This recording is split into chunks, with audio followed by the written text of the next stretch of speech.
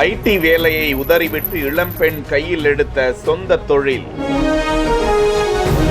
இப்போ நான் ஐடியில் ஒர்க் பண்ணிட்டு இருந்த காலத்தில் என்னோட சேலரி நாங்கள் ஃபைனலாக 60,000 ரூபாய் வரைக்கும் நான் சேலரி வாங்கிட்டு இருந்தேன். ஸோ இப்போ பார்த்தீங்க அப்படின்னா எனக்கு சாட்டிஸ்ஃபைடான வருமானம் இதிலிருந்து எடுக்கிறோங்க.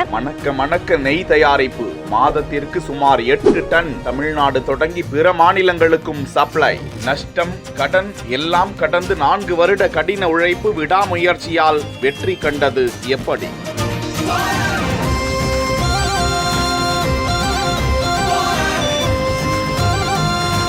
திண்டுக்கல் மாவட்டம் ஒட்டன்சத்திரம் அருகே கள்ளிமந்தயம் என்னும் சிற்றூரில் பால் விற்பனை செய்து வந்த பெற்றோருக்கு பிறந்தவர் இளம்பெண் ராஜசுதா.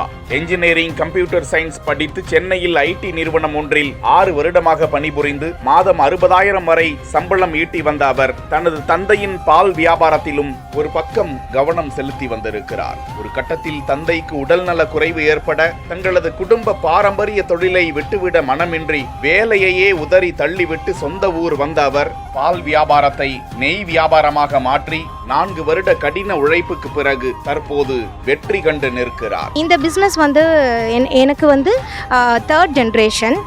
எங்களுடைய தாத்தா காலத்திலேருந்தே இந்த பால் தொழிலுக்குள்ளே வந்தாங்க. ஸோ ஒரு 4 வருஷம் கஷ்டப்பட்டோம். எடுத்த உடனே எங்களுக்கு சக்ஸஸ் எல்லாம் கிடைக்கல. 4 வருஷம் நாங்கள் வெயிட் பண்ணோம். அதாவது கொஞ்சம் கஸ்டமர்ஸாக இன்க்ரீஸ் ஆனாங்க. அதாவது வாரத்தில் ஒரு 10 கிலோ 20 கிலோ 50 கிலோ அந்த மாதிரி தான் நாங்கள் இம்ப்ரூவ் ஆக ஆரம்பித்தோம். 20க்கும் மேற்பட்ட பணியாளர்களுக்கு வேலை வாய்ப்பை அளித்திருக்கும் அவரது நிறுவனத்திற்குள் மில்க் கிரீமில் இருந்து வெண்ணையாக மாற்றுதல், அதிலிருந்து நெய் தயாரித்து அங்கேயே பேக்கிங் செய்து மாதத்திற்கு சுமார் 8 டன் வரை மொத்தமாகவும் சில்லறை விற்பனையிலும் ஈடுபட்டு வருகிறார் ராஜசுதா. நாங்க ஒரு 10 எம்ப்ளாயீஸ்க்கு நாங்க சப்போர்ட் பண்ணிட்டு இருக்கிறோம். வங்கி கடன் பெற்று சொந்த தொழில் தொடங்கி பல சோதனைகளுக்கு பிறகும் பின்வாங்காமல் மார்க்கெட்டிங் முறை இல்லாமல் வேர்ட் ஆஃப் மவுத் என்கிற ரீதியிலேயே மக்களிடம் பொருளின் தரத்தையும் நம்பகத்தையும் உறுதி செய்தே தொழிலை நிலைநிறுத்தி கொண்டிருக்கும் ராஜசுதா சொந்த தொழில் தொடங்கி முன்னேறுவதற்கு முயன்று கொண்டிருக்கும் பெண்களுக்கு வருங்காலத்தில் முன்னுரிமை கொடுப்பேன், கரம் கொடுப்பேன் என தெரிவித்திருக்கும் நிலையில்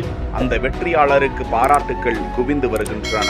அவரது வெற்றியை எப்படி பார்க்கிறீர்கள்? மேக்ஸிமம் ட்ரெடிஷனல் ப்ராசஸ் தான் நாங்கள் ஃபாலோ பண்ணுறோம். So one and only Mantra நாங்கள் இது வரைக்கும் டெவலப் ஆனதுக்கு எந்த இடத்துலையும் நாங்கள் குவாலிட்டியில் நாங்கள் காம்ப்ரமைஸ் ஆகலை.